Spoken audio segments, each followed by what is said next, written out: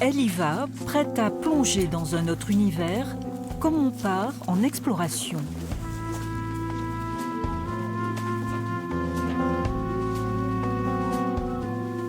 Nous sommes dans un jardin secret,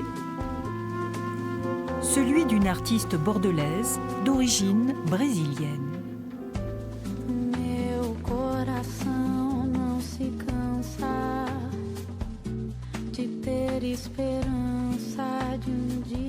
C'est une carrière que j'ai nommée La grotte aux âmes-cœurs.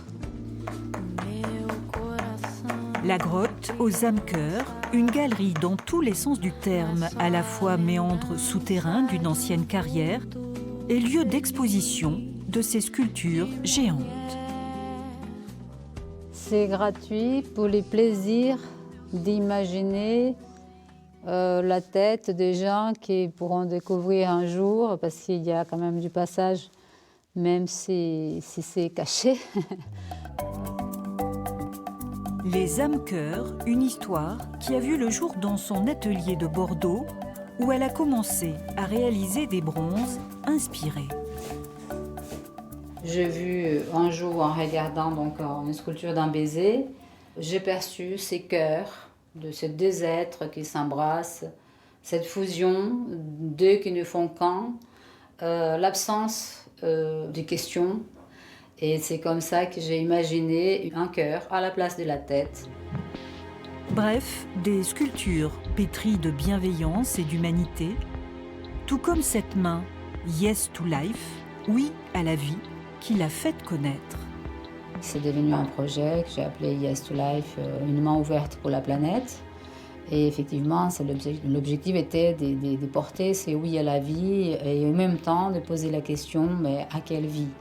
Oui à la vie, mais à quelle vie je veux pour moi? Des œuvres contemporaines pour une artiste qui a commencé par le classique dans l'atelier du sculpteur Pétrus à Paris. Une formation et une expérience qu'elle aime partager en donnant des cours pour ouvrir la sculpture au grand public. Tu arrondis et d'un côté et de l'autre. En général, les gens, ils n'osent pas tous les métiers d'art, ils ont du mal, même s'ils ont envie, et ils ont tendance à se dire « non, c'est pas pour moi, je ne suis pas capable, j'y arriverai pas ». Alors que c'est un métier comme un autre, et si on a envie de faire, il faut juste oser, tout simplement. Bientôt, ces œuvres seront exposées sur la Côte d'Azur avant de revenir au printemps parsemer la côte aquitaine de ces petits cœurs tendres comme des messagers aériens du bonheur.